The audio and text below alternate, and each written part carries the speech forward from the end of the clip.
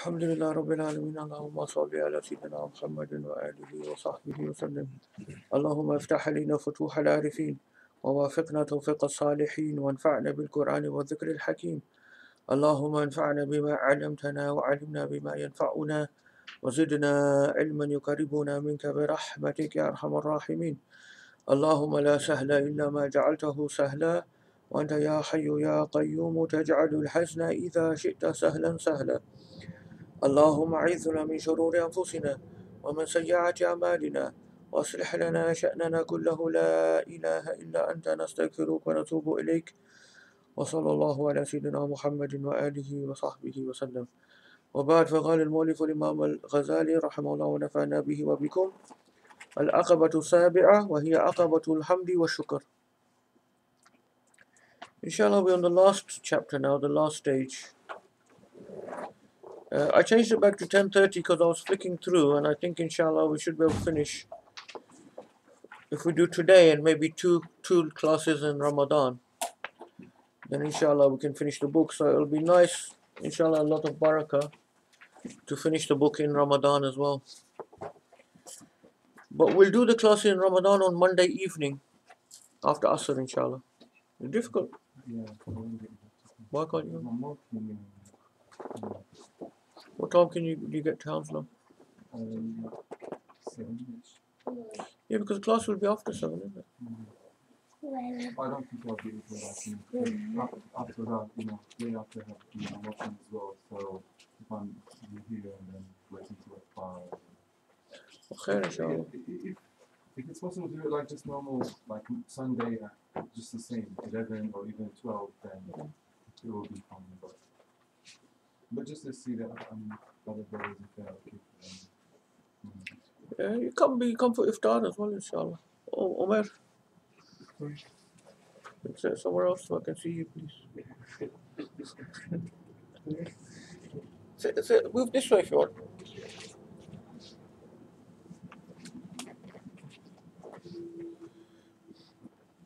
So you can stay for iftar and then you can go. Because it would be a shame if you don't come. Because you've come to every single dars until now. So if you can't make it, we'll change it. But that's probably I don't know what else we can do. Unless you want to do Friday evening. Yeah, Friday would be fine. We could do Friday evening. Friday evening, so. Yeah, sure. Friday evening. So we do iftar together. We can drop you home. No, it's okay. I mean, is Friday good for everyone? Should we do it Friday then? Yeah. Better for you, then you don't have to go to work the next day. Yeah, Okay, inshallah, we'll do it Friday. We'll do Friday.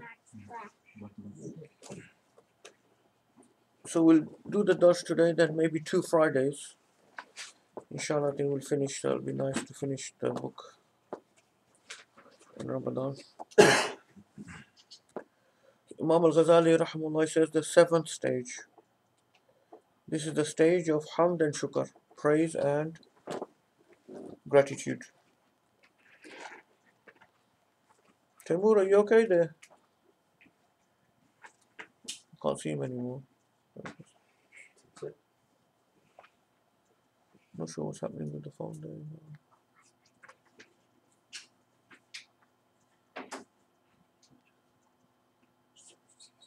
Does it look okay to you? Is that okay?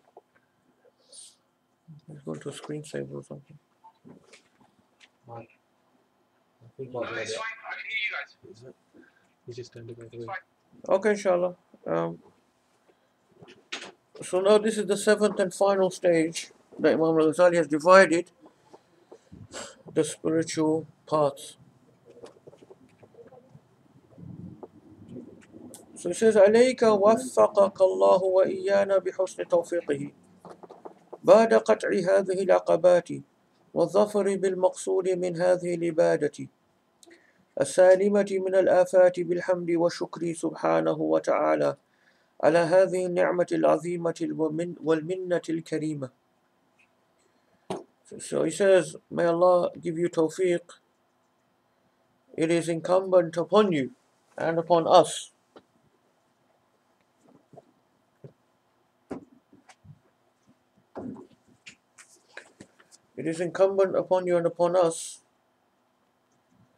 after going through these different stages, the 6 stages, after going through these 6 stages and getting to this point of purity in our worship,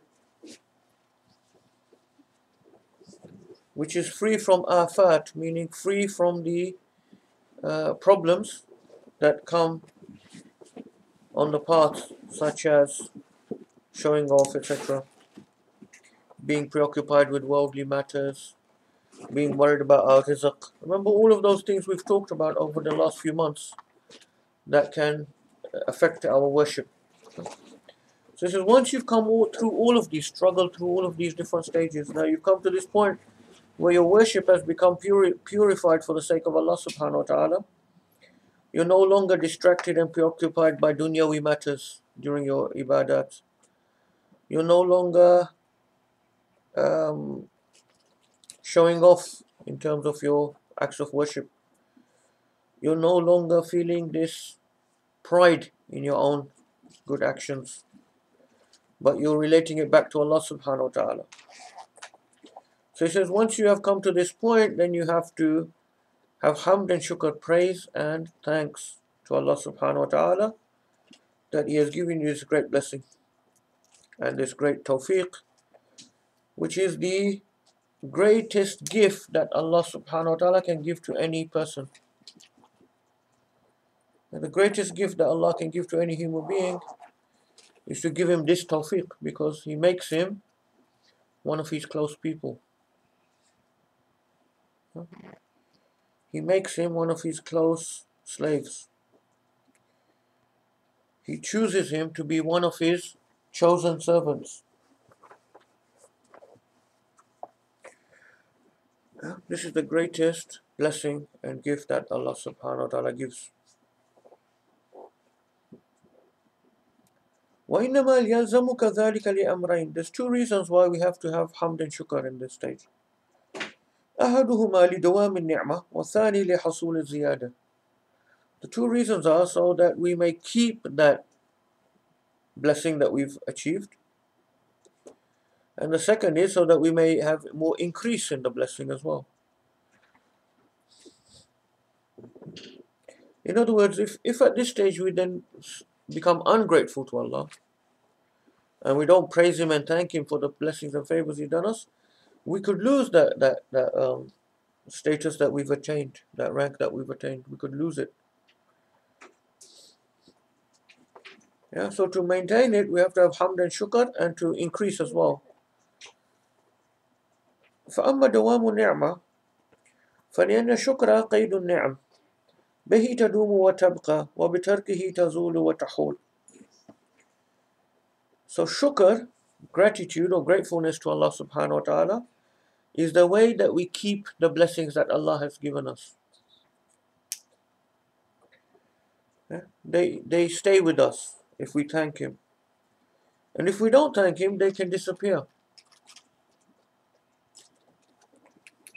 قال الله سبحانه وتعالى إن الله لا يغير ما بقوم حتى يغيروا ما بأنفسهم. In Surah Ra'd, Ayah 11, Allah subhanahu wa ta'ala does not change what people have been given until they change themselves. So as long as you stay upon the path of hamd and shukr, Allah will not take away the blessing He's given you. Only if we change ourselves, we forget Allah, we start being ungrateful, we start attributing the status to our own selves, then Allah may take away the blessing that has been given. But the tafsir of that, ما بقوم always refer to ni'mah in the tafsir, or because a lot of people do interpret as you will not change your face. I will not change your face until you change it yourself. Yeah, it's true. It can carry more than one meaning. But they usually with tafsir that way more towards. Usually the tafsir will be to do with the ummah, like a people who have, if they've been given the blessings from Allah, they won't lose those blessings unless they themselves change. You know? Okay. So if you have an ummah that is being given a lot of blessings, they will continue to have blessings unless they start becoming disobedient and falling into hubbud dunya, etc. and not remembering Allah subhanahu wa ta'ala.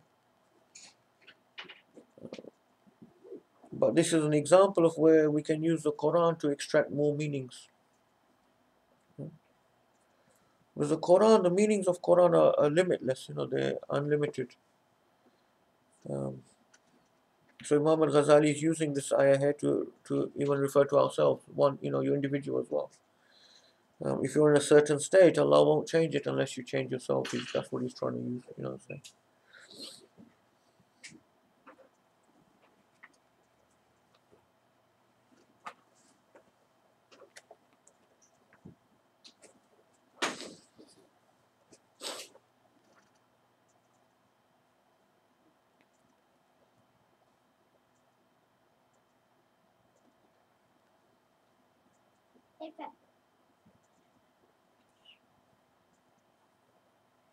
وقال عز من قائل فكفرت بأنعم الله فأذاقها الله لباس الجوع والخوف بما كانوا يصنعون. Allah subhanahu wa ta'ala says concerning another people, they were ungrateful about the blessings of Allah. So kafarat, don't forget, means to be ungrateful.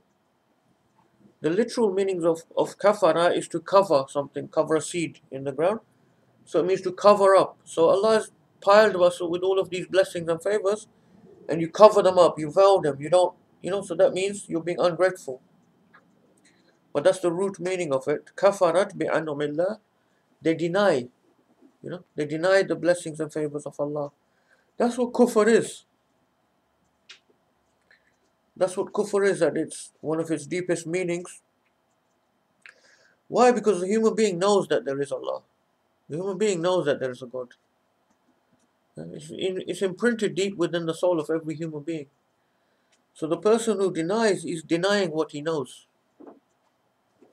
The kufr is to deny what is obvious, what is known to the human being. And it's to deny all of these favors and blessings that Allah has given the human being is kufr. So Allah, this is what they call the argument by fitrah. The argument, some of our scholars have said that the greatest proof that there is a God is what they call fitrah. It's actually imprinted within us.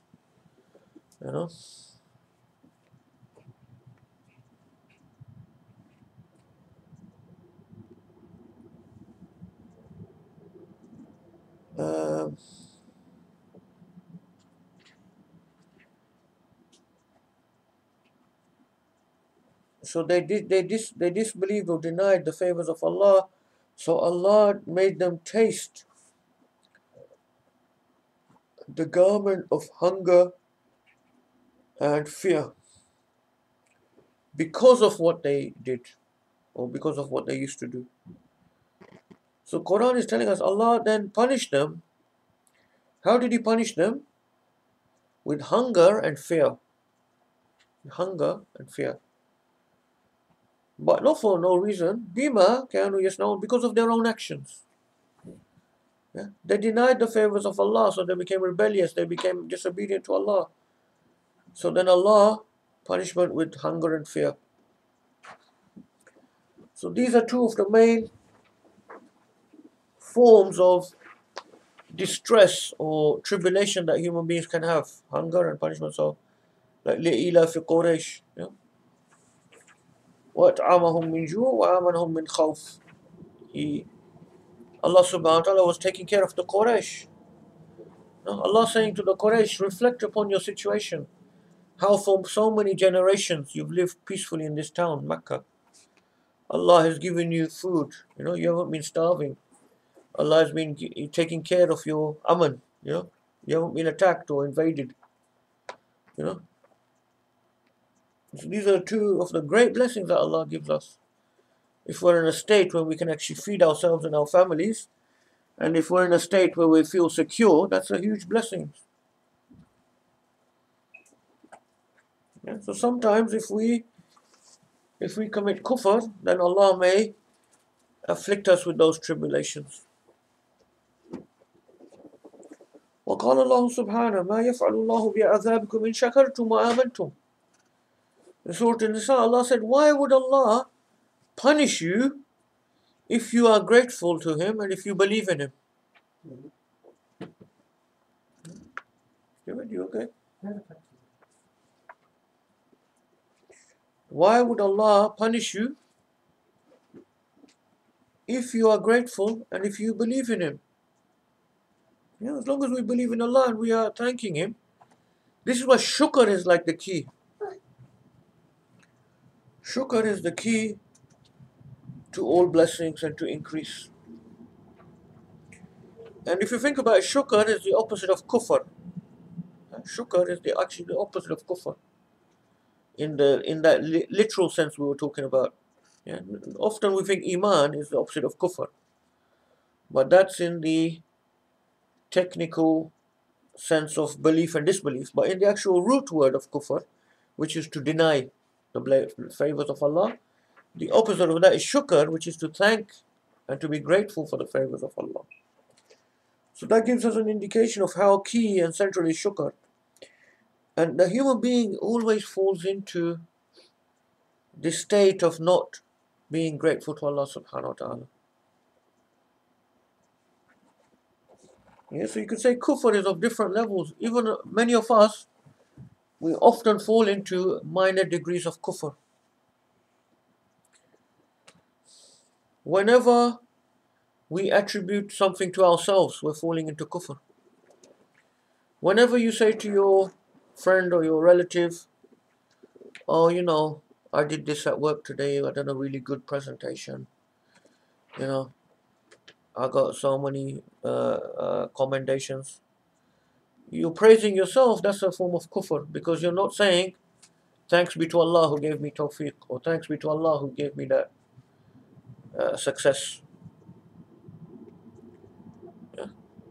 Every time you say to someone, oh, look at mashallah, my children, well, you wouldn't say mashallah, you say my children, they're in university, If you didn't say thanks be to Allah who gave me that, then it's a form of kufr, it's a minor degree of kufr. Because in reality, it's all tawfiq from Allah, it's all the blessings from Allah. So this is how we all fall into kufr to some degree or another. So we must always try to be always in a state of shukr, not in kufr.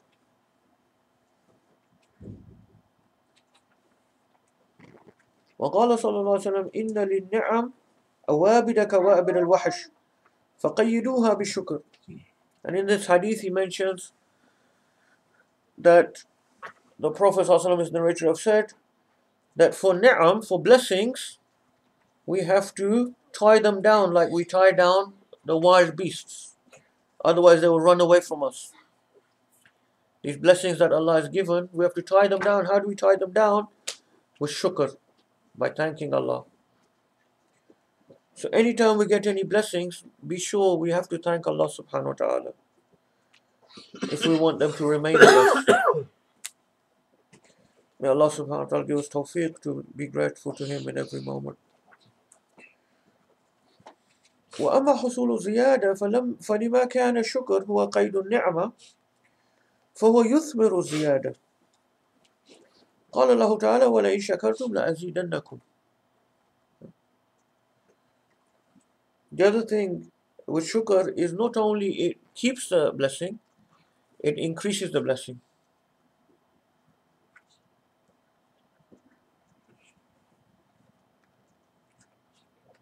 As Allah subhanahu wa ta'ala said in the Quran, if you are grateful, then I will increase you.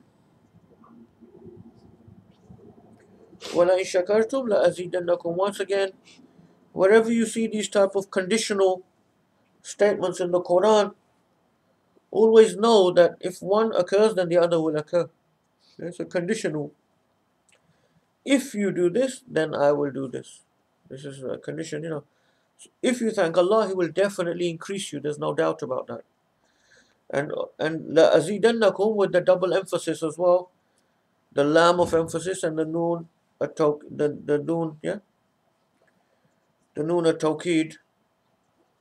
Not just azidakum, it's لَأَزِيدَنَّكُمْ, I will definitely increase you. وَالَّذِينَ اهْتَدَوْا زَادَهُمْ هُدًى. Allah also said, those who go on the straight path, I will guide them in more. I will increase them in guidance. Those who follow the correct path, I will increase them in guidance. And Allah says, وَالَّذِينَ جَاهَدُوا فِينَا لَنَهْدِيَنَّهُمْ سُبُلَنَا. Those who strive and struggle in our paths, we will definitely guide them. Those who struggle and strive, fina, literally in us or for our sake, we will definitely guide them to our paths. Once again, with the emphasis on we will guide them, la nahdiyanna, double emphasis, we will definitely guide them. So many meanings come from these ayahs. That first of all, Allah is saying those who make the struggle, yeah? Those who they do the struggle, then Allah will promise to guide them.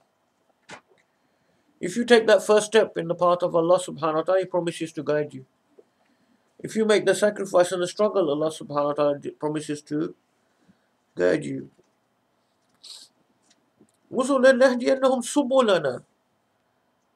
It shows that Allah doesn't have one path but many paths to Allah subhanahu wa ta'ala. It's not just one path. Not everyone has to follow the same path to Allah subhanahu wa ta'ala. So some of the wisdoms that the ulama brought from this is that different people have different types of tawfiq and different things that they incline towards as well. Some people will go to study knowledge of the deen and become ulama and teach the deen. Some people will be people who give sadaqah, who build masjids or madrasas or orphanages or different types of places for the sake of Allah. Some people are people who will be more into ibadat and do a lot of fasting and praying. Some people will be people who will be inclined towards the Quran and towards studying and teaching the Quran. Faisal, come on.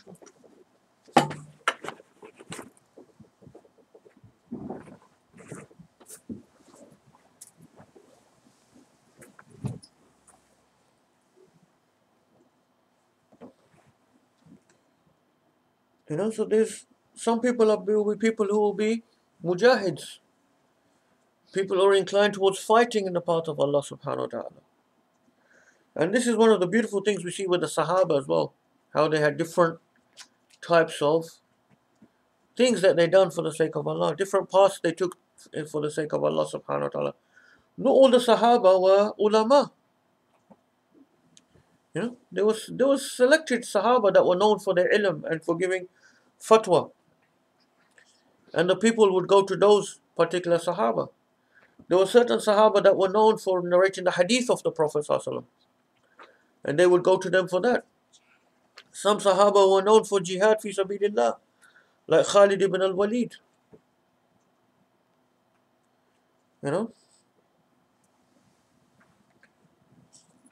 Once when Khalid ibn al-Walid, he was eating a meal with the Rasul sallallahu alaihi wasallam, and there was something in the food that the Prophet sallallahu alaihi wasallam was not eating.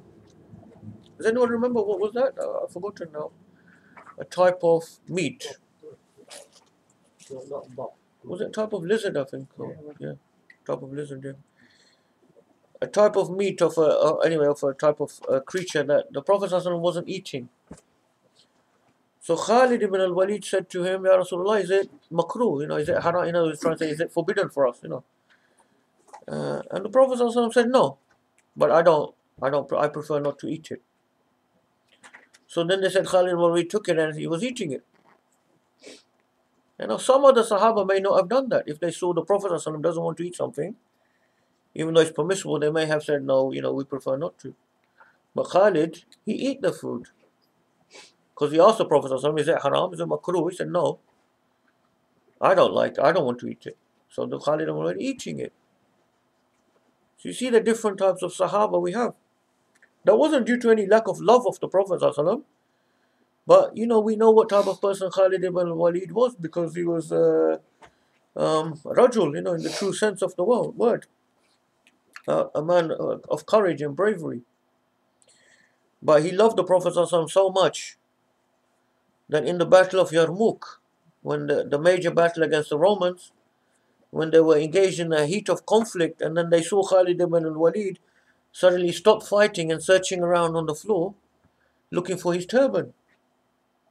And when they asked him afterwards, why did you suddenly do that in the middle of the battle?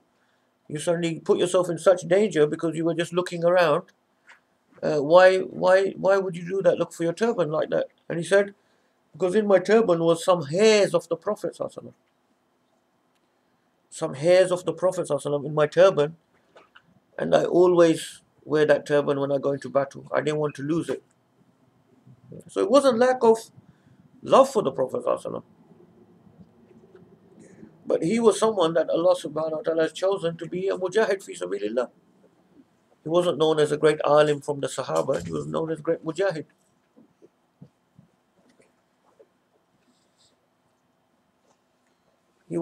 The Prophet ﷺ named him Sayfullah, the sword of Allah. That's why when he died a natural death. He didn't die on the battlefield. And he was bewailing himself, saying, look at me dying like an old woman, on my deathbed. When there's not one part of my body which doesn't have a scar from fighting in the path of Allah, but look at me how I have to die. He wanted to obviously die shaheed. But the ulama said he couldn't be killed shaheed because he was Sayfullah. Because the Prophet ﷺ said he's the sword of Allah, he couldn't be broken on the battlefield.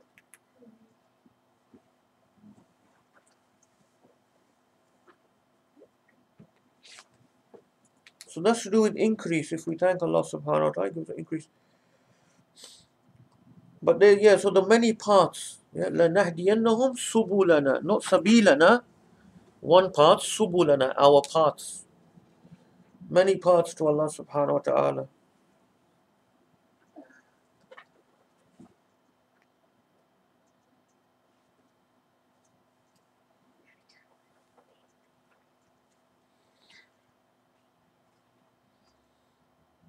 There are many, different things that we need the Muslims to do, the Muslim community,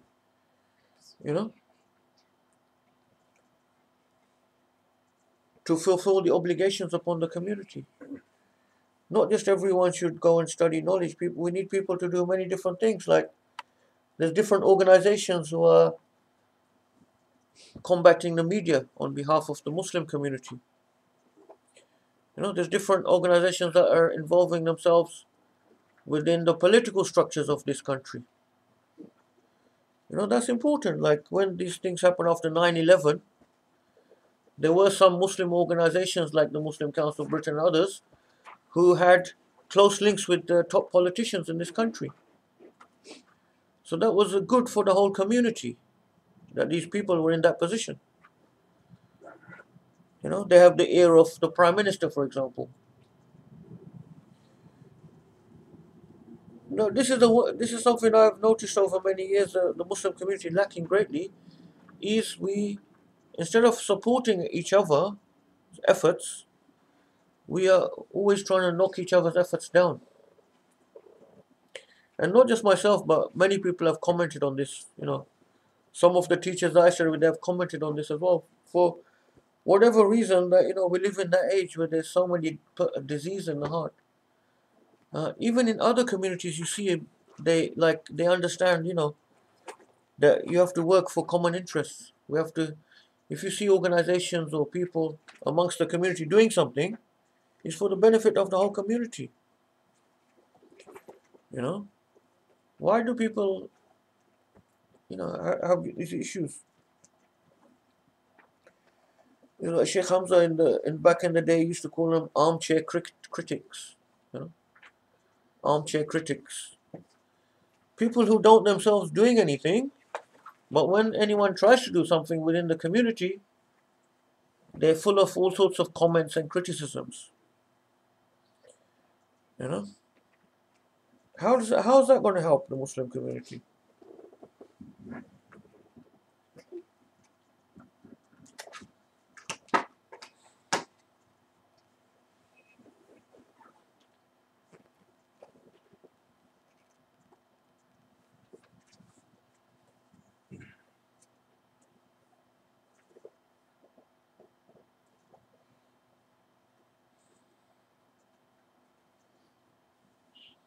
ولسيد الحكيم إذا رأى العبد قد قام بحق نعمة يمن عليه بأخرى. Any generous Sayyid, like a master, a king, if he sees his slave, any master who sees his slave is fulfilling the full rights and being grateful to him, he will give him more blessings. He wouldn't take that away. So why we expect less from Allah subhanahu wa ta'ala? فلا يقطع ذلك عنه. ثم النعم قسمان دنيوية ودينية. Blessings are two types. The ni'am, the blessings are two types. The worldly blessings and the religious blessings. فالدنيوية ضربان نعمة النفع ونعمة الدفع. The worldly benefits are of two types, then further dividing. The blessing of something that is given and the blessing of something that is prevented from happening. فنعمة النفع أن أعطاك المصالح والمنافع. The blessing of giving is where Allah subhanahu wa ta'ala gives us good things, good blessings in this world. And remember, he's talking about dunyawi, worldly blessings right now. And then further, he divides these further into two categories. الخلقة السوية في سلامتها وعافيتها والملاذ الشهية من المطعم والمشرب والملبس والمنكح وغيرها من فوائدها. The things that Allah has given us, the blessings that Allah has given us, the worldly blessings, He says of two types. One is our physical constitution, our physical health. Yeah?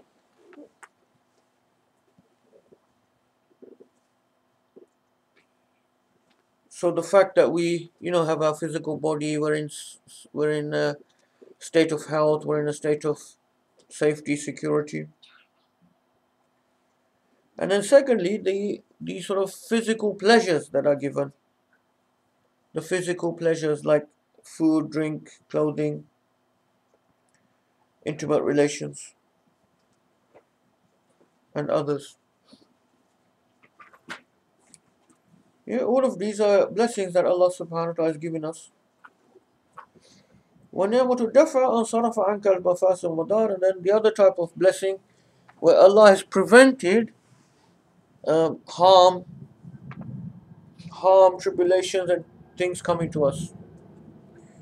And once again, He divides that into two types. أحدهما من سلمك من زمانتها وسائر آفاتها وإللها، والثاني دفع ما يلحقك به من ضرر من أنواع العوائق أن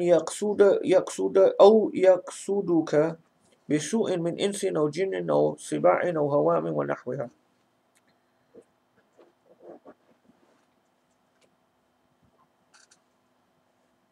Then the opposite, sort of like the opposite, Allah has prevented us from having any type of chronic illnesses, any type of other,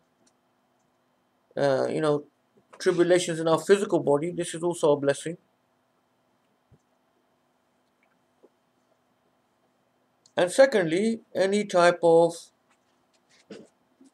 things that may, obstacles in our life, people trying to harm us, jinn trying to harm us, wild animals, things like that. You know, anything could happen. You could be walking down the street and get attacked by a ferocious dog. Allah prevented that from happening. Many of these things we never know what Allah has prevented, yeah? We never know. The things that could have happened and Allah subhanahu wa ta'ala prevented them.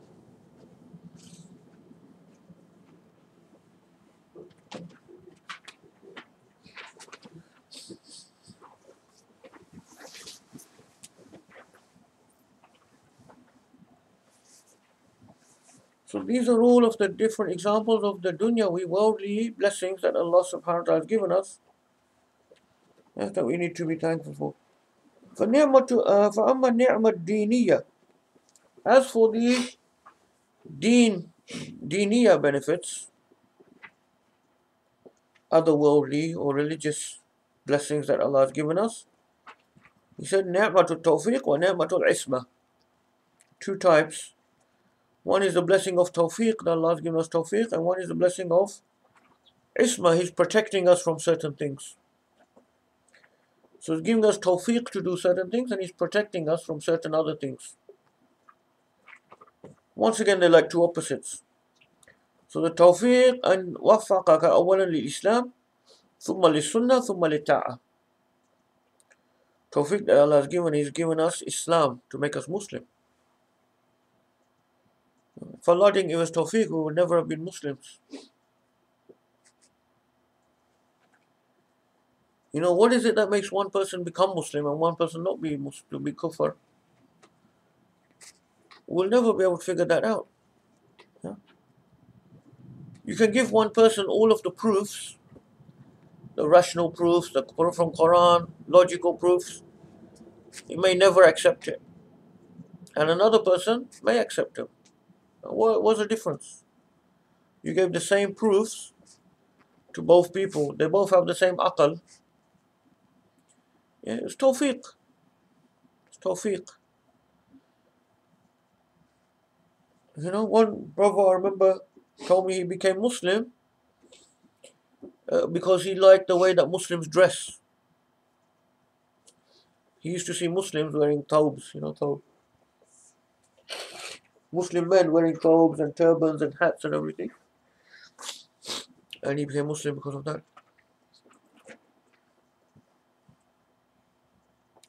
It's tawfiq. There's no way we can. You know, and if Allah wants, may Allah protect us, He could take Islam away from us, take Iman away from us at any time. Certain doubts could come into our heads that we couldn't overcome and we could turn into kufr. May Allah protect us.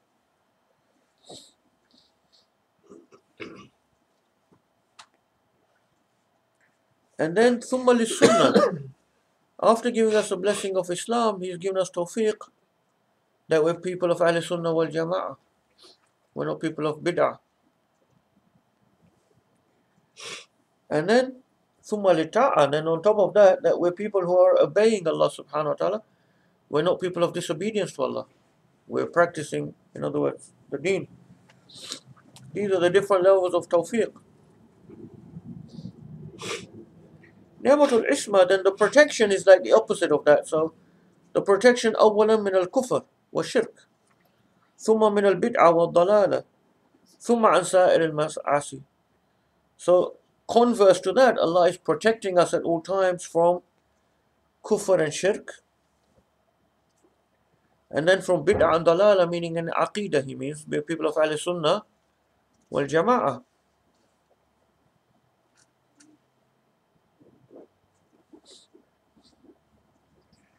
Because innovation in belief is one of the most dangerous things.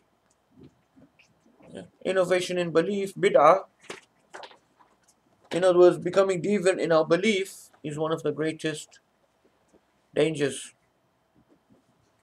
Because it comes close to kufr. You know, it can fall into kufr. So we thank Allah subhanahu wa ta'ala for taking us on this, the middle path of Ahl Sunnah wal Jama'ah.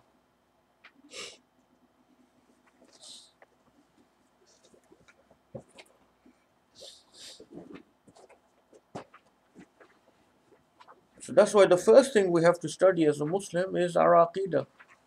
That's the first thing.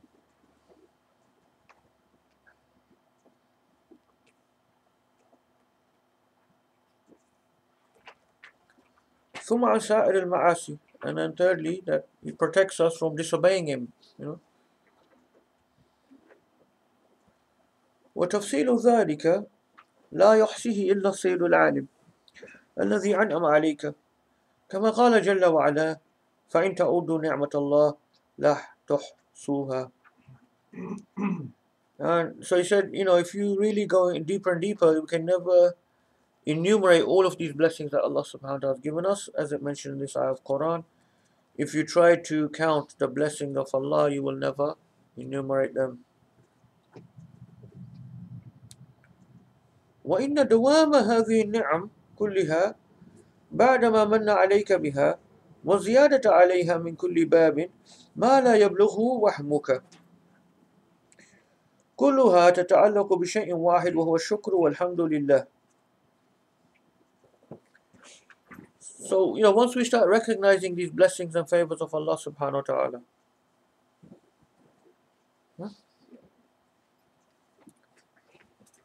the fact that we are able to retain these blessings, and in fact they're increasing all the time, they increase in such a manner that we can't even imagine, all of that relates back to one thing, which is to thank and praise Allah subhanahu wa ta'ala. As long as we thank and praise Him, all of these huge blessings will keep increasing in ways we can't even imagine throughout our own lifetime, and then in the next world, in Jannah, in ways we can never imagine. All of that is just down to shukr and hamd. This is why, when we pray every day, Alhamdulillah Rabbil Alameen, that's how we start our prayers.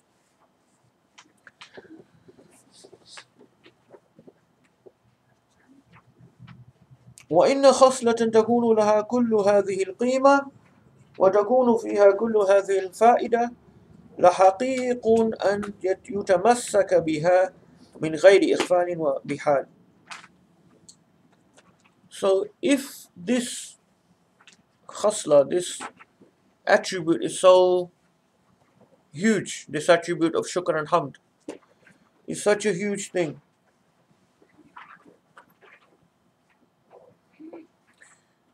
girls, do you want to go and play in the back? You want to go and play in the back on the tables? You can sit on the table, look, the chairs over there. Play there. Oh. Okay, here you go. What can you do? Well, sit on the side then, at least. Sit on the side, because you're going in front of everyone. Yeah, that's it. Oh, mashallah. There you are. فإنه جوهر ثمين وكيمياء عزيزة والله ولي التوفيق بفضله. So this khasla, this particular state of hamd and shukr is a precious jewel and a rare alchemy, I guess.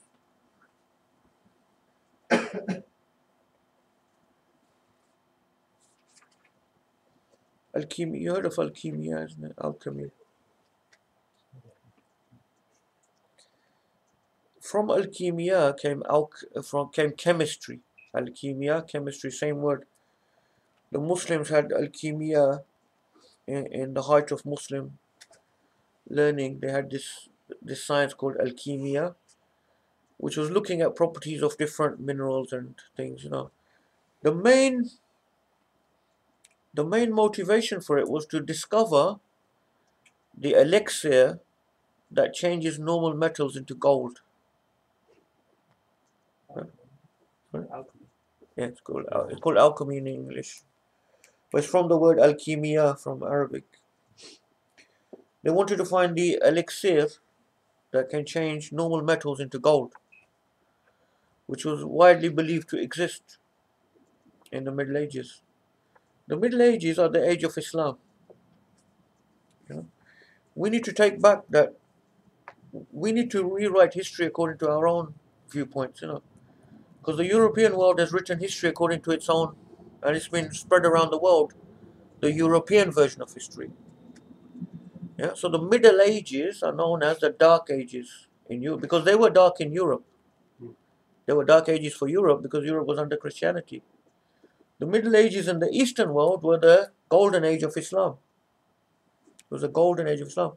Literally, it's quite fascinating actually. When the Prophet ﷺ came in the early 7th, first third of the 7th century, from that point starts the Middle Ages. Until about 1650, when starts the beginning of the early modern age, coming into the modern age. So the Middle Ages are 1,000 years, which was actually the golden age of Islam, Islamic civilization. It was the age when Islamic civilization was the most powerful, the most learned, the most advanced civilization in the world. So we need to take back the history, we need to redefine what people, when they think Middle Ages, they should think something different to what they think now. Yeah? They should think golden age of Islam. So the Middle Ages, and it's amazing how Allah subhanahu wa ta'ala said, Ummatan wasata, you're a middle ummah. Why are they called Middle Ages? Because they come in between the modern age and the ancients. The ancients are ancient history of mankind is where we don't often have so much historical information about the ancient world, as we do about the Middle Ages. So it's amazing actually that age, the golden age of Islam, is known as the Middle Ages. It's quite interesting view of history because now such a dogmas. Because the Europeans the other way around. Yeah, what do you mean? The Dark Age now for modernity and so on. Yeah. We've had our civilization now. Like But the Prophet ﷺ said, it will come back on the Khilafah Rashida towards the end of time. So Allah knows best. But yeah, I know what you mean.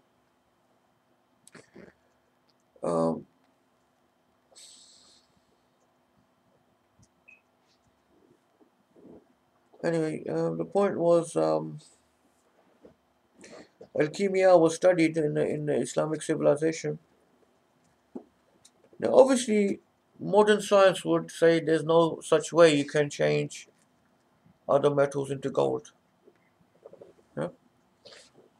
So whether there ever was such a secret potion that could do that, I don't know.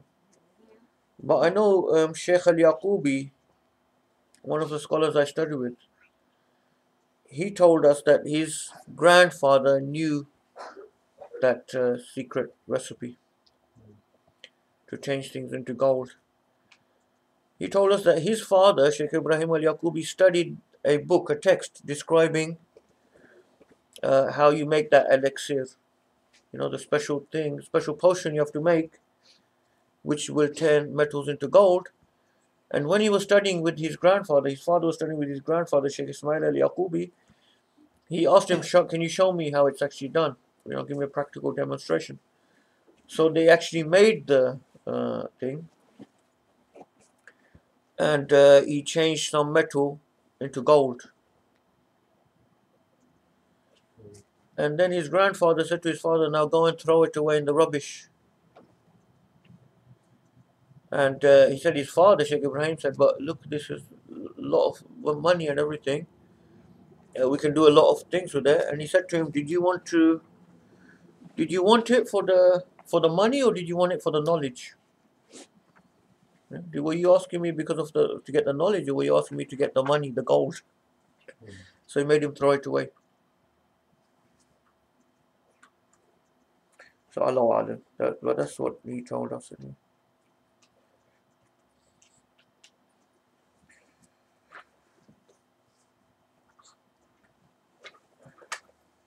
In those days, there were many of the people of Allah used to do many miracles. It's well documented in the books that we don't really witness nowadays. But in those generations, back in our fathers, grandfathers, there used to be many people doing miracles that were witnessed and documented.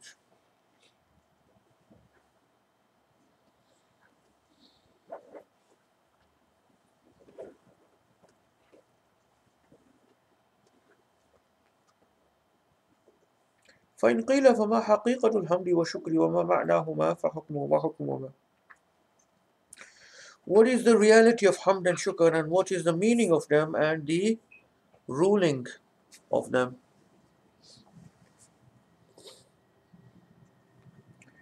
فاعلم أن العلماء فرقوا بين الحمد والشكر عند تفصيل. I think it maybe should be أن الحمد من إشكال التسبيح والتهليل،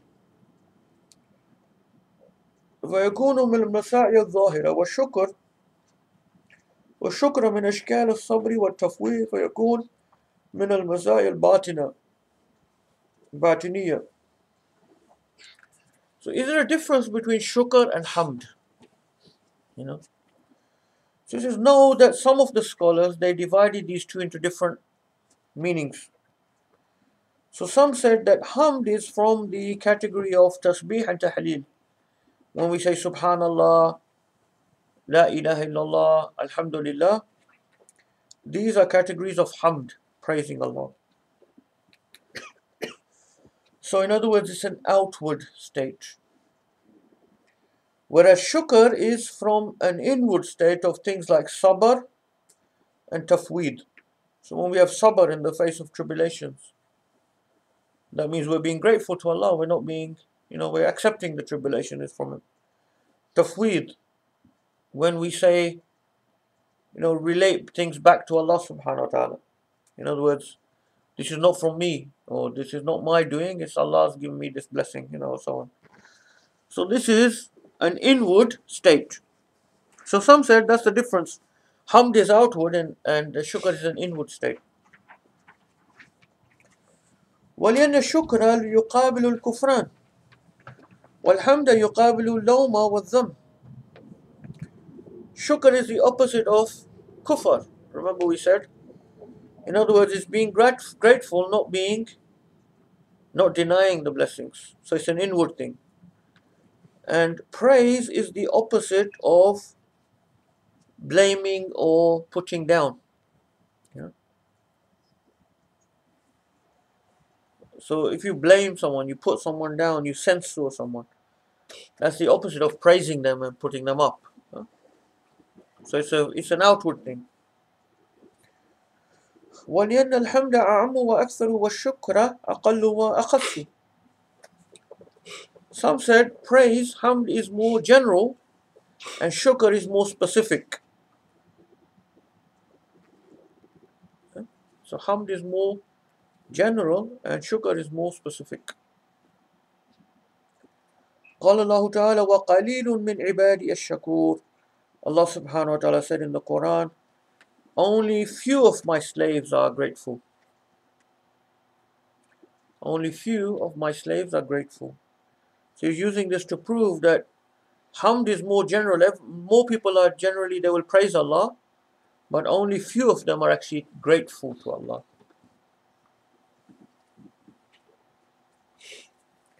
Remember, true gratitude is when we put everything back to Allah, all blessings we have. So all of us fall into kufr anytime we start boasting about anything to anyone and attribute it to ourselves, because boasting is normally attributing to yourself. Yeah? It becomes a type of kufr.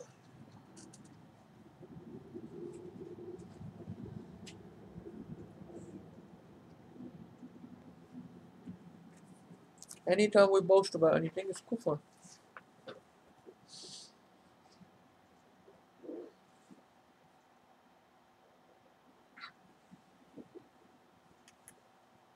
But we're still praising Allah, but that's what it means. Very few are truly grateful.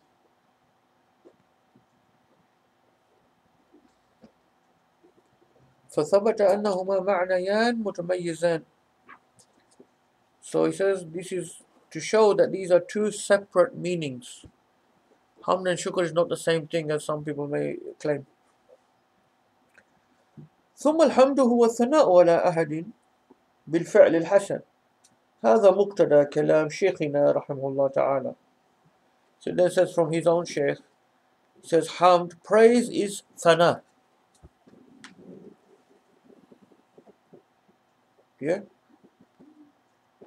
Now that doesn't help us much, to define something by another word of the same meaning doesn't help much, does it? It's like they say, what is knowledge? Knowledge is ma'rifah. Ma'rifah means knowledge. Ilm is ma'rifah, so it doesn't help much. And in fact, it's very hard to define. It's often very hard to define many things. If you look into philosophy and logic, they have a lot of difficulties defining basic things like what is knowledge, what's the definition of knowledge, what's the definition of time, what's the definition of a lot of these very things that we know what they mean, but we can't define them. That's a whole interesting branch of knowledge in itself. First of all, why do we become obsessed with trying to define them? You know, I think this creeps into Muslim scholarship through Aristotelian logic.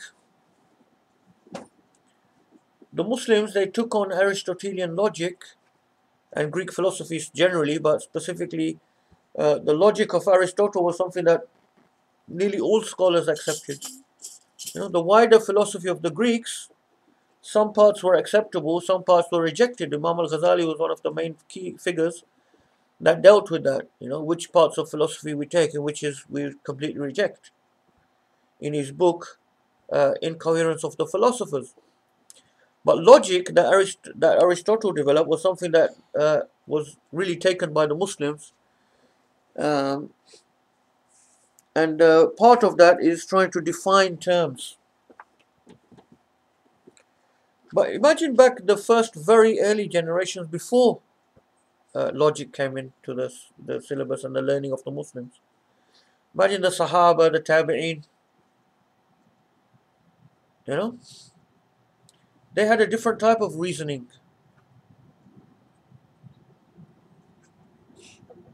Yeah, that's a whole interesting area of research into you know, what type of reasoning is there before, if we take away Aristotelian logic altogether. You know, and I've been speaking to this about this to Sheikh Jawad, who's been reading about this, and he was saying that actually when Aristotelian logic first came into Muslim scholarship, there was quite a debate amongst the grammarians and the logicians. The grammarians, the people of language, lugha, they weren't keen on logic, because logic is a type of mathematical type of reasoning. You know, they preferred a reasoning based on language itself. And this, you know, the whole thing, like what is hamd and what is shukr, for example. You know, he's going to go into a whole discussion like about a page, trying to define them. Whereas already all of us know what they mean. And we all know what is the meaning of hamd, which is praising, and shukr, which is gratitude. We know it by the language. We know it through the language. Yeah. But for the logicians to try to define them becomes quite problematic. They find it difficult to define it, put it into words, you know. Same with things like knowledge or time. You know, they can't do that. They can't define them. But we know what they mean anyway. So is it necessary? Is that logic necessary in this case, you know? Anyway. So it's epistemology, the study of knowledge. It's related to epistemology, study of sources of knowledge.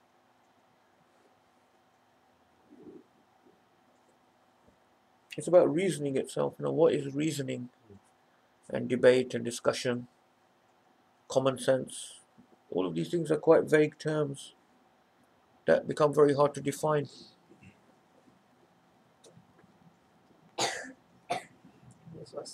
In the text mentioned حمله الثناء على أحد فعل حسن.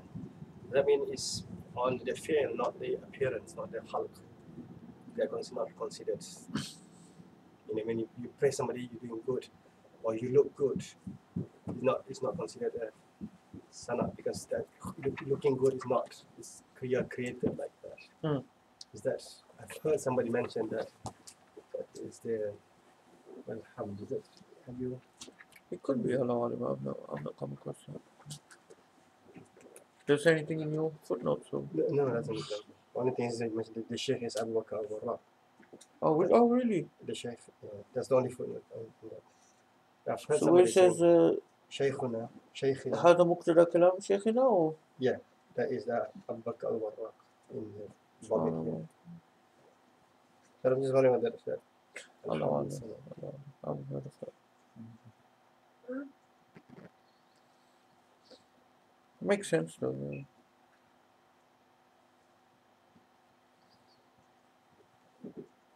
وأما الشكر فتكلموا في معناه وأكثروا. As for the definition of shukr, he said many have discussed this and tried to define it and gone to great lengths. فمن ابن عباس رضي الله عنهما أنه قال الشكر هو الطاعة بجميع الجوارح لرب الخلق في السر والعلانية. From Ibn Abbas we have a narration saying that shukr is obedience to Allah with all of our limbs, in secret and in open. Yeah? So in other words, shukr is a practical thing. If we say thanks to Allah with our tongue but we're disobeying Him with our limbs, it's not considered to be a state of shukr.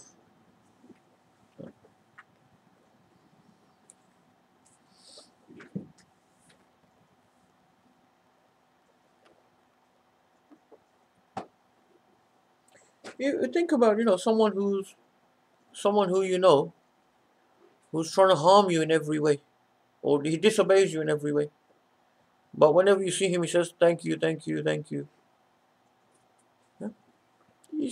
You would just think this guy's a hypocrite.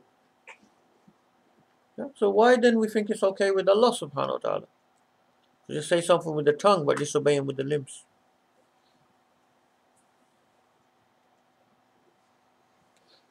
وإلى نحوه ذهب بعض مشايخنا فقال الشكر هو أداء الطاعات في الظاهر والباطن ثم رجع إلى أنه اجتناب المعاصي ظاهرا وباطنا. So one of our shuyukh said, shukr is to be in obedience to Allah in outward and inward, but then later he changed his opinion and said, actually it is not to disobey Allah outwardly or inwardly.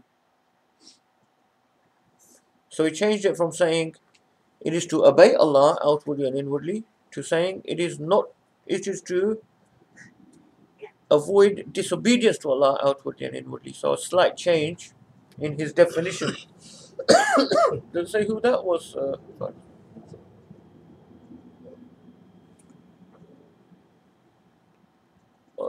So this is quite a dry sort of academic type of discourse about what is the precise definition of shukr. Yeah?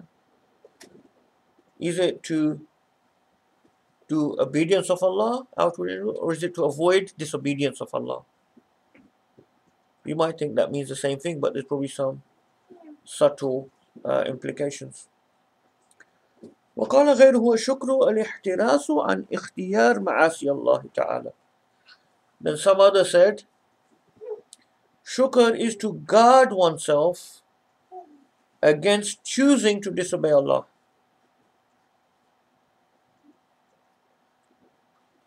تحترس على قلبك ولسانك واركانك. You guard your heart, your tongue, and your limbs. حتى لا تعصي الله تعالى بشيء من هذه الثلاثة, so that you will not disobey Him with any of these three things. بوجه من الوجوه, in any circumstance whatsoever. والفرق بين قوله وبين قول الشيخ الأول أنه رحمه الله جعل احتراس معنى مثبتا زائدا على الاجتناب عن المعاصي. So the difference between these two definitions is, in the second one, he talks about guarding oneself against disobedience to Allah. In the first one, he just simply says to avoid disobeying Allah. So the second definition brings in ihtiras, guarding, which is like an inward cognition.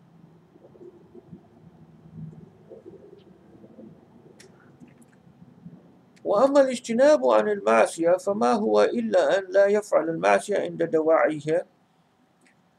As for just simply avoiding disobedience, which was the first definition, it simply means that you don't commit an act of disobedience when you are exposed to it. Dawa'i means there's certain things that may invite you to disobedience.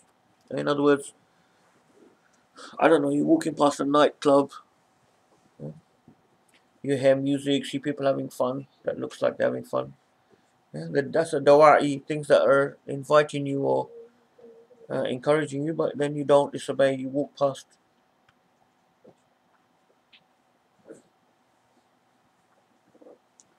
I'm sure it would put most people off in this room. ولا يكون في نفسه معنى محصلا يكون العبد به مشتغلا وعن الكفران معتصما. So I think what he's just simply trying to say here is that the first definition doesn't include any inward cognition. It just simply means he does not commit a disobedient act. Whereas the second definition talks about ihtiras, guarding oneself from choosing to do something. So it's more about an inward state. وقال شيخنا رحمه الله إن الشكر تعظيم المنعم على مقابلة نعمته على حد يمنعه عن جفاء المنعم وكفرانه. So then he says قال شيخنا, is that he says قال, one of our teachers said, another definition, that shukr is to venerate the one who gives blessings for his blessings to such a way that it prevents the person from disobedience or denial of that person who gives the blessings. Okay? So it's to do with ta'zeem. That, in other words, when someone recognizes the favors and blessings of Allah subhanahu wa ta'ala upon them at all times, this idea of muraqabah, when we're here in this room, in this dars, we are probably really thinking so much about the blessings of Allah upon us, because we're talking about them in this dars. But when we leave this dars and we leave this room, how often do we keep that in ourselves all the time? That's what's called muraqabah, all the time being aware of these blessings. So that's what he's saying, to be in a state of shukr is to keep this state upon you all the time. To always be thinking about the blessings and favors of Allah upon you. Yeah, then we enter into a true state of shukr. Because when someone says to us, oh, I see that your children are so well behaved. We won't say, yeah, because I done these really good, I done really good parenting with them, and I must admit, I was just a great parent, We won't say that, because we are thinking all the time Allah's blessings upon us. We'll say, alhamdulillah, it's a blessing from Allah, so that we'll have that type of response.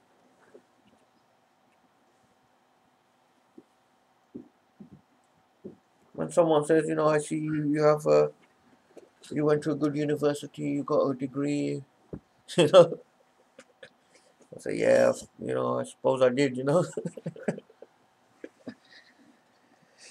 So we'll put it back to Allah subhanahu wa ta'ala. Now this, once again, the dominant culture we are in is teaching us the total opposite, total kufr. Yeah, so it's programming into us, and especially to people growing up in this culture, that if this, you have to do things yourself. Everything is attributed to you. The Muslims always had this thing. They used to say, it's destiny, it's kismat, it's destiny, it's qadar Allah in Arabic, And that's a great thing, even when someone is in hard situation, he's gone bankrupt, he's lost his business, he's like, it's my kismat, it was what Allah written for me. That used to be the culture. Now the culture we're in is aggressively against that. So if you say that, the dominant culture will say to you, no, it's not kismet, it's not destiny. Every man what you make for yourself. Like these people, these successful business people, they'll say to you, I've done it for myself, I've forged my own way, I struggle, I've done this, And if you do that, you can do that. And there's no excuse for not being successful. Yeah? So it's like extreme kufr. Extreme kufr.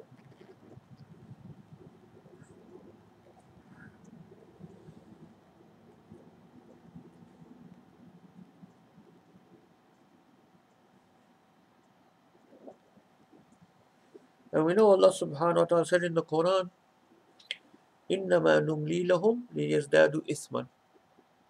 Allah said in the Quran, don't let the people who have kufr think that they're being given all these blessings. إِنَّمَا نُمْلِي لَهُمْ لِيَزْدَادُوا إِثْمًا. They're only being given all these things so that their sins may increase. So these people, these successful, so-called successful, they're not successful because they'll be in the worst position in the hereafter. But these people who have made their fortunes in business,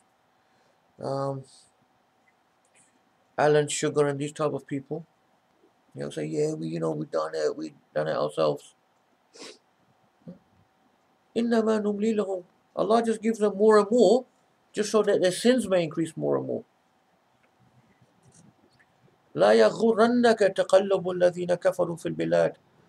Do not let the moving around of the people of disbelief in the lands deceive you, the way they move around from here to there. Yeah, تَقَلُّبُهُ. Like, they're always moving, traveling, moving, invading this country, dominating everywhere. Yeah? Don't let that deceive you. This worldly things that Allah is piling them with, because Allah is just taking them now further and further into sin and kufr. Because when Allah makes things difficult for people, it actually makes them turn back to Allah subhanahu wa ta'ala. You understand? So when we see people being piled with all of these worldly material things, it's actually a danger sign.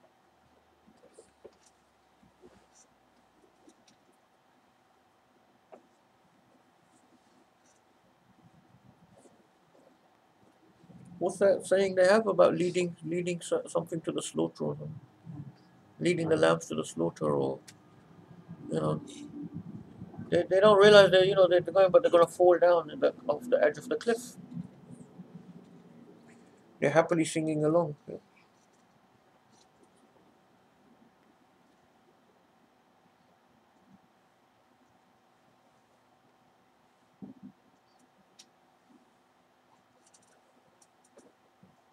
Yeah, we have to bring back this.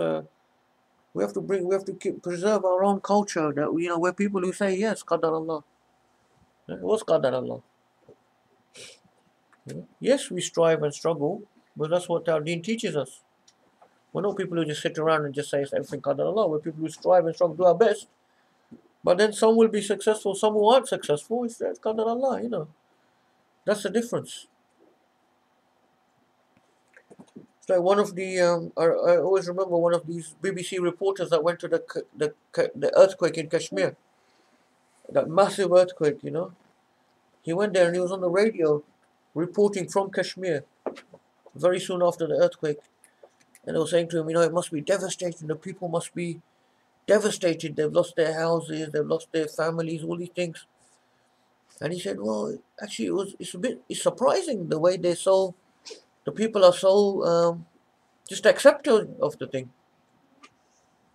He was like shocked. The people he met, how they were just so accepting of the thing. And they were saying this is from Allah, Allah's choice. What they call it in Urdu, like Allah's decree. Allah ki marzi, that type of thing. And that's a great thing for Muslims to have in this day and age,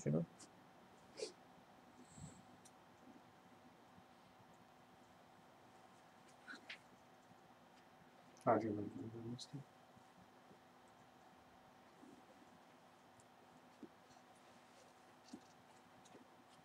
ولو قلت تعظيم المحسن على مقابلة إحسانه لصح أن يكون من الله الشكر للعبد فحسن ففيه تفاصيل قد شرحناها في كتاب إحياء علوم الدين. So if the definition of shukr is to venerate the one who has given the ihsan, then it's also correct, we could say that Allah has shukr towards the slave, because we know the slave can have ihsan. So he says this is fine, because we know one of the names of Allah is a shakur as well.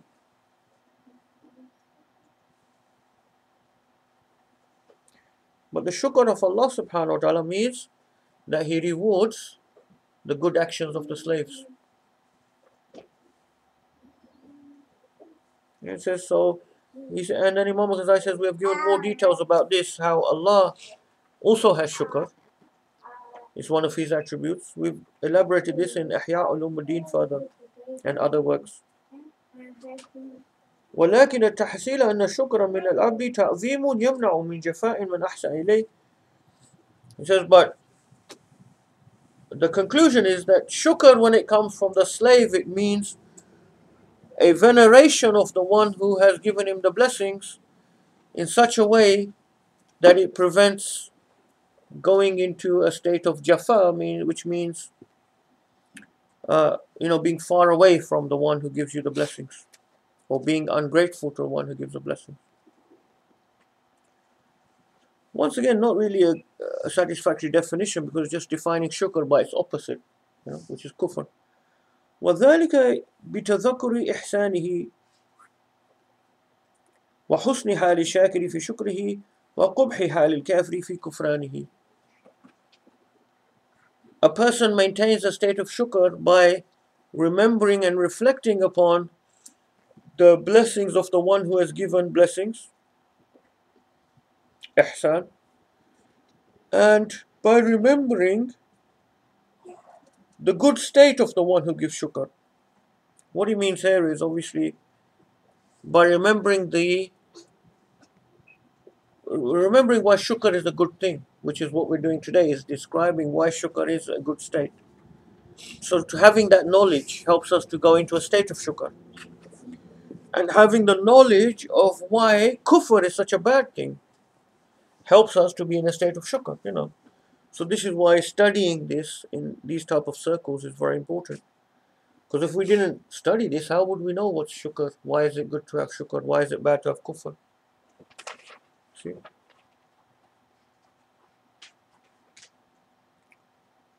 قلت وإن أقل ما يستوجبه المنعم بنعمته أن لا يتوصل بها إلى معصية.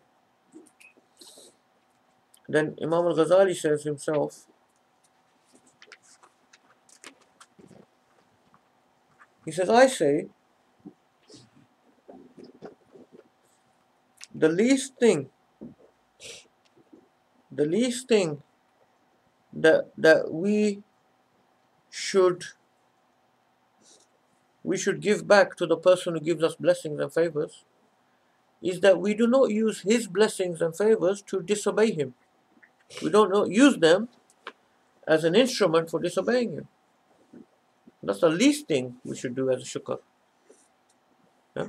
Even if we don't give shukr, like thanks by our tongue, the least thing we shouldn't use, if someone gives you something, if someone gave you, let's say, a gift, say someone gave you a computer, and then you use that same computer to attack him somehow.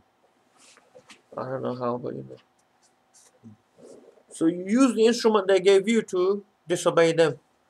This is the worst thing, So Allah has given you these things, these limbs, these eyes, these ears. Then we use the same limbs to disobey Him. وما أقبح حال من جعل نعمة المنعم سلاحا على عصيانه.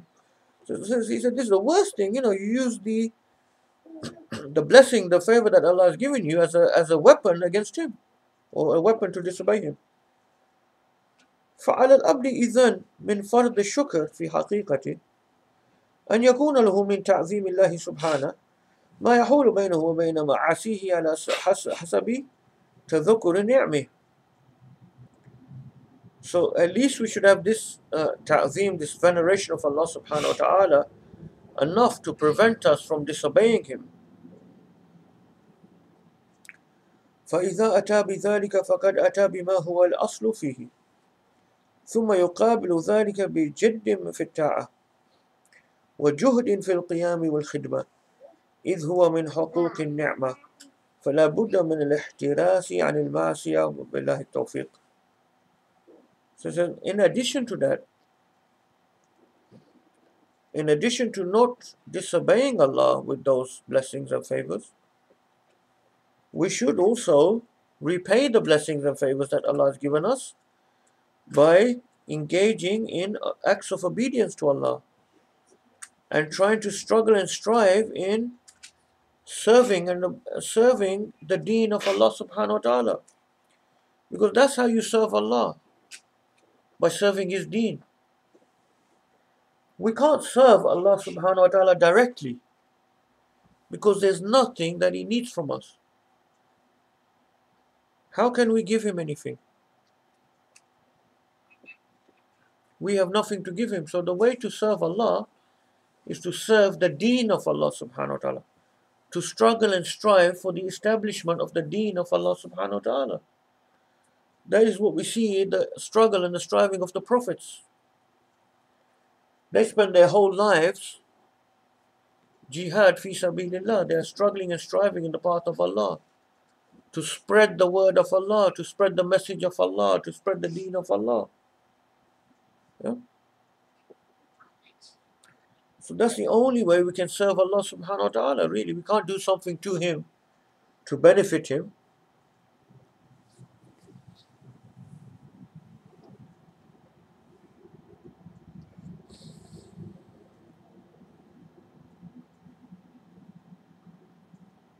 So this struggle and striving for the deen of Allah subhanahu wa ta'ala, the basic foundation of it is in spreading the knowledge of the deen, which is what institutions like this are trying to do.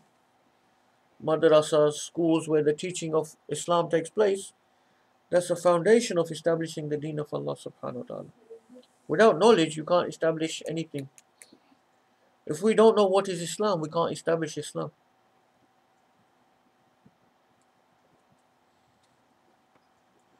فإن قلت فما موضع الشكر? If you were to ask what is the actual place of shukr, or the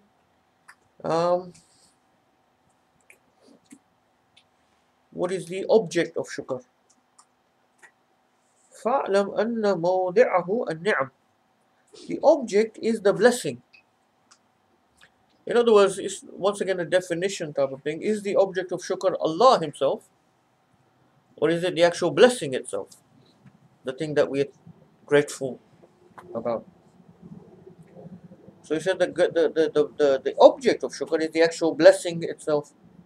وَالنِّعَمْ دِينِيَّةٌ وَدُنْيَوِيَّةٌ عَلَى قَدَارِهَا. As he explained before, these blessings may be dunyawi or dini. They may be worldly, material, physical, or they may be dini, tawfiq, etc. وأما الشدائد والمصائب في الدنيا في نفس وأهل ومال فتكلموا في ذلك. هل يلزم العبد الشكر عليهما؟ As for tribulations, difficulties and hardships, so the scholars have difference of opinion. Should we actually be grateful for them? Should we be grateful for tribulations and hardships? What do people think?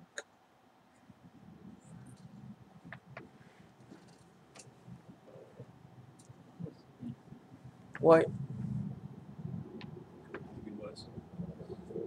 Could be worse, one thing, yeah, to be grateful about. Anything else? Reward for it, Yeah, get reward. If you have sabr, you can get reward. What was his name? wiping sins. I think is it that it's in this world and in the hereafter. Good, yeah. So like, yeah, so if you're getting that, then you know that some sins you won't get that punishment in the hereafter. So there's always good in it. You can do what you can do. That's true, yeah. Yeah. قال بعضهم لا يلزم العبد الشكر عليها من حيث هي. Some of the scholars said we don't have to thank Allah for the actual tribulation in itself. وإنما يجب فيها الصبر. For the tribulation itself, we have to have sabr. But the shukr is for things related to it, like the brothers have mentioned, things related to the actual tribulation. وَمَا شُكْرُ فَهُوَ لَا نِعْمَةِ لَا غَيْرٍ. Shukr is only for blessing, so it's the blessing that is around the tribulation. In other words, قالوا ولا شدة إلا وفي جنبها نعم الله تعالى. So they said, there's no hardship except that surrounding it or accompanying it, there is some blessings, like the brothers have mentioned. فيلزم الشكر على تلك النعم المقترنة بها دون نفس الشدة. So we thank Allah for those blessings that accompany the tribulation, not the actual tribulation itself. وتلك النعم ما قاله ابن عمر رضي الله عنهما. So Ibn Umar summed up these ni'am. He said, ما ابتليت ببلية إلا كان الله تعالى علي فيها كان لله تعالى علي فيها أربع نعم. So he mentioned the 4 blessings that come with any tribulation. إذ لم تكن في ديني. First of all, the tribulation was not in my deen, so that's one we forgot. Any tribulation, we always thank Allah, it's not in our deen. There's a tribulation in the deen, meaning, kufr or bid'ah, is much worse. وَإِذْ لَمْ تَكُنْ أَعْظَمْ مِنْهَا. It was not bigger than what it was. وَإِذْ لَمْ أُحْرَمَ الرَّضَى. Another one, as long as Allah is still pleased with me, it's still it's a blessing. Remember how the Prophet ﷺ, after Ta'if, the dua that he made, the famous dua, just paraphrasing, but part of it, he said, "Oh Allah, as long as you're not angry with me, as long as you're pleased with me, I don't mind." So that's what it means here. Lam أحرم الرضا. As long as Allah is still pleased, it's still a blessing. وَإِذْ رَجَوْتَ الثَّوَابَ عَلَيْهَا. And then the thawab, like Umar said, the blessing, the actual reward and increasing of ranks that you get. وَقَدْ قِيلَ أَيْضًا مِنْ تِلْكَ النِّعَمْ أَنَّ تِلْكَ الشِّدَّةَ زَائِلَةٌ غَيْرُ دَائِمَةٌ. First of all, that tribulation is not eternal. So in other words, it's not as bad as the hellfire. وَأَنَّهَا مِنَ اللَّهِ تَعَالَى دُونَ غَيْرِهِ. We know that the tribulation is from Allah subhanahu wa ta'ala. وإن كانت بسبب مخلوق فإنها لك علي لا عليه عليك. And if Allah subhanahu wa ta'ala sent the tribulation by the means, by the intermediary of a makhluk, of a creature, there's also a benefit that you will have on the day of judgment from him or her. You will take some of their good deeds, or they will take some of your sins. If someone has harmed you,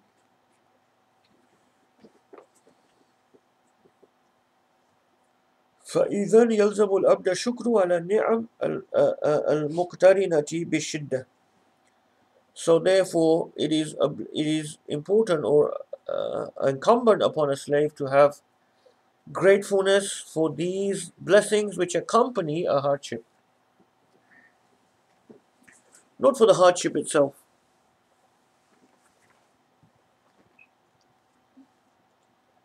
The company. From Qarina.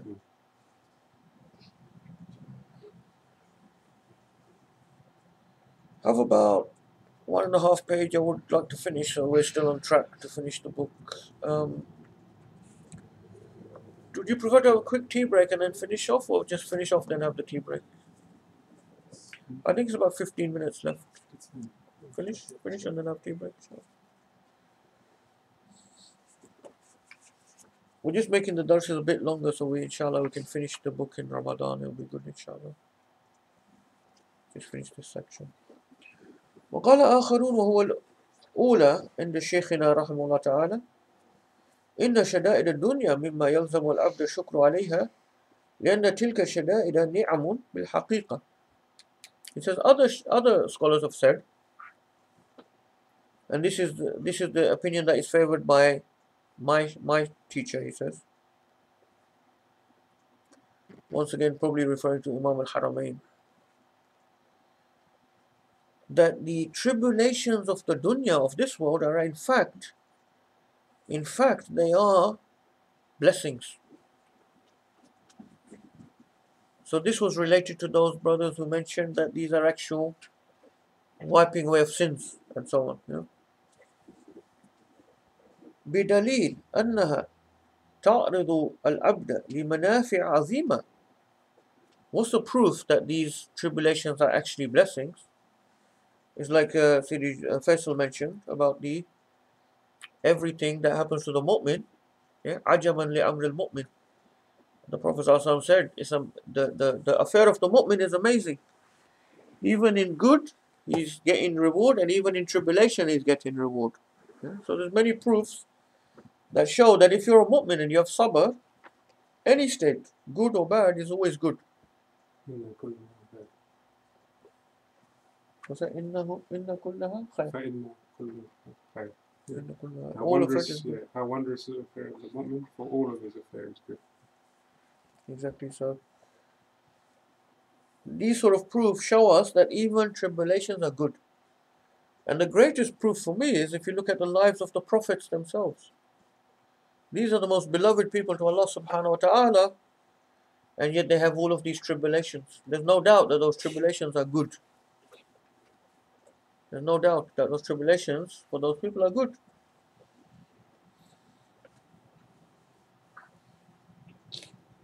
And I mentioned before about how Jalaluddin Rumi puts it as a metaphor of the chickpeas in the pot who are boiling up the chickpeas.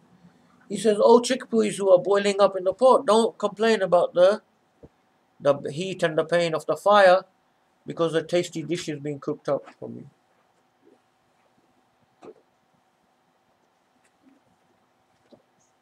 بدليل أن تعرض العبد لمنافع عظيمة ومثوبات جزيلة وأعواض كريمة في العاقبة. All of these great blessings that you're getting through the tribulation, all of these rewards that you're getting from the tribulation, all of these recompenses you're going to get in the akhirah. تتلاشى في جنبها مشقة هذه الشدائد. If you compare that to the actual tribulation itself, it will vanish. وأي نعمة تكون أكبر من هذه. In fact, what blessing is more better than this? ومثال ذلك من يسقيك دواء كريها مرا لداء شديد. So another metaphor, like Imam Jalaluddin Rumi gave, another different metaphor Ghazali gives, is like someone who gives you a very bitter medicine. Yeah, for a very sickness that you have. أو يفسدك أو يحجمك لعلة عظيمة مخوفة الخطأ. You're in a very you're in a life or death sickness, an acute illness. The person gives you a very bitter medicine, or he gives you the cuts. He let some bloodletting or cupping. فيؤدي ذلك إلى صحة النفس, and that makes you feel better. وسلامة البدن وصفوة العيش. فيكون إلامه إياك بمرارة الدواء أو جراحة الفصد والحجامة نعمة بالغة بالحقيقة ومنة ظاهرة. So what you know, obviously that difficulty you went through for the treatment, it was worth it in the end. Yeah? It was worth it in the end because you felt better. وإن كان في صورته مكروها, even though while you were going through the treatment, it was outwardly something that was distasteful, something that was difficult. ينفر عنه التبع, something that was repulsive to your desires. وتستوحش منه النفس وأنت تحمد الذي تولى منك هذا, but you would still praise and thank that physician who cured you. بل تحسن إليه ما أمكنك, in fact you will do as much as you could to give him back some favors if he saved your life.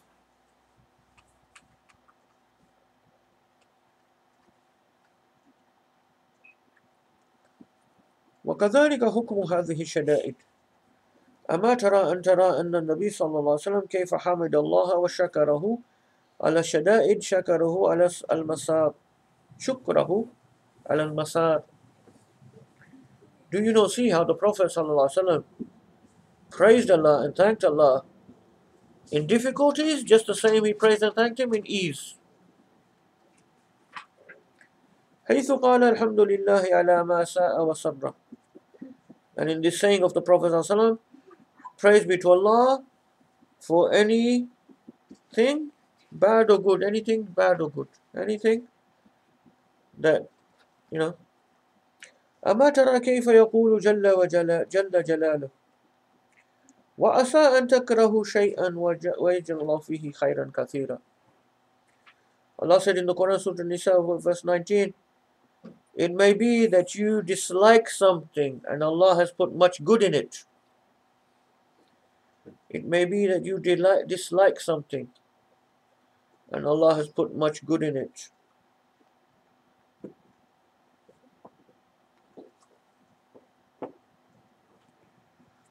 وما سماه الله تعالى خيرا فهو أكثر مما يبلغه وهمك. Allah says there is much good in it. This is beyond what we can ever imagine. يؤكد هذا القول أن النعمة ليست خيرا عن خيرا أن النعمة ليست خيرا خيرا عن اللذة وما يشتهيه النفس بمقتضى الطبع إنما هو ما يزيد في رفعة الدرجة. He says, you know, the other thing we should remember is that khair, something good or ni'mah, blessing, is not something that pleases our desires or our nafs. It is something that is raising us in our ranks in the akhirah and getting us more reward in the akhirah. That is true ni'mah, blessing. Yeah? We normally equate blessing to something that is just pleasing our immediate sensory pleasures. But if that is something that has taken us into sin, then that's not a blessing.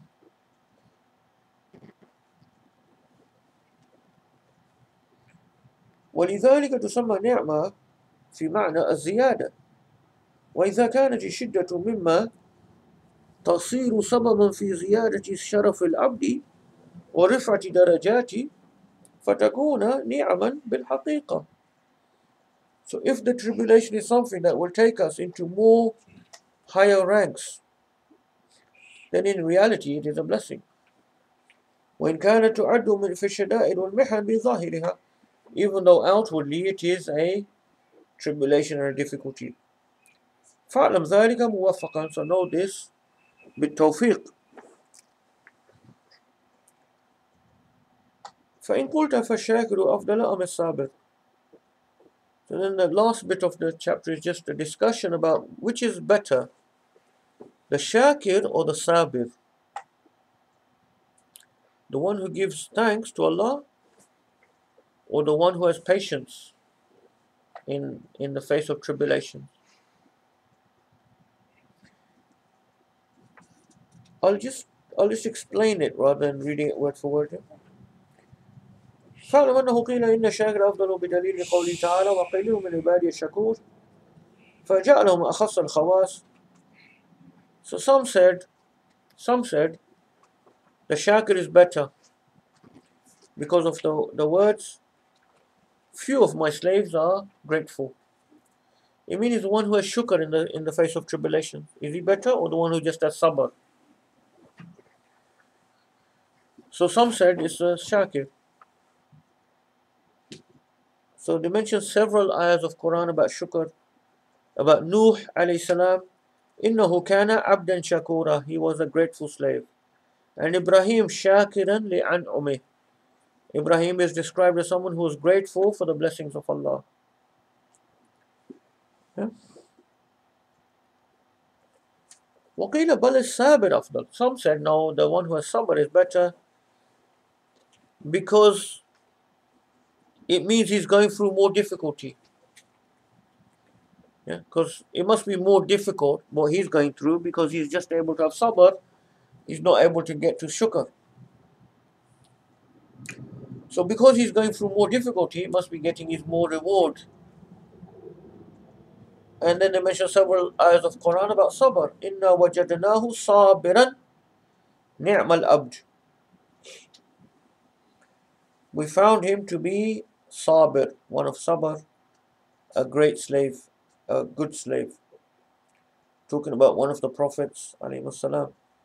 وقال إنما يوفى الصابرون أجرهم بغير حساب. The people of sabr will have their reward without reckoning.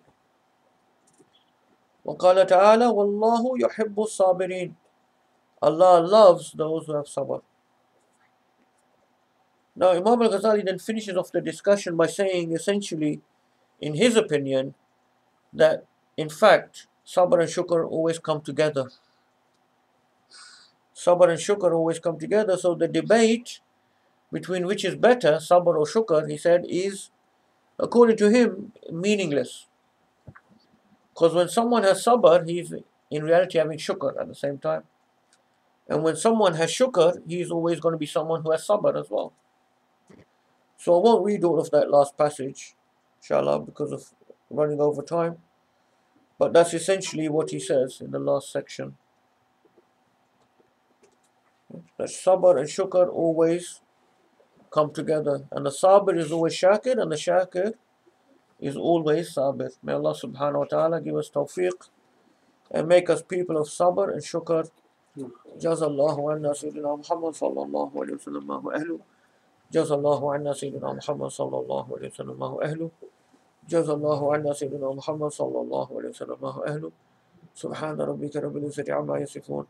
Wa salamun ala al-mursaleen. Walhamdulillah rabbil alameen. Inshallah, so it's Ramadan. Obviously not the first day of Ramadan, but the following Friday and the Friday after that, inshallah, we'll have iftar. We'll read the book. We'll meet up about 1.5 hours before Maghrib, and then we'll read up to Maghrib, and then we'll do iftar together, inshallah, and we'll have some food. So please do try to attend for the khatam of the book, inshallah. But no, we can finish it, inshallah. It's only a few pages. Hey, when is it next?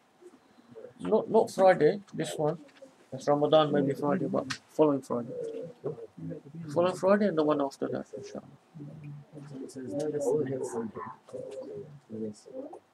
No lessons on Sunday. No lessons on Sundays, inshallah. We skip a week and then it's Friday. It's that.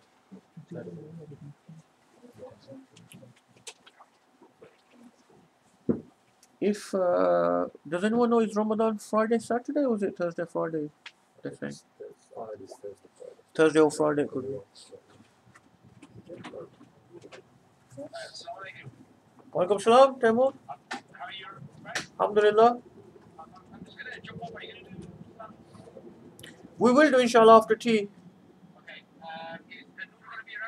Are you going to stay? Yeah, he will. Yeah, we'll dial you back in, inshallah.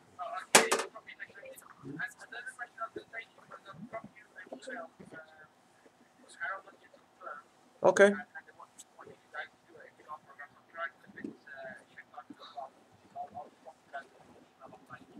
Okay, inshallah, that sounds good. Fine.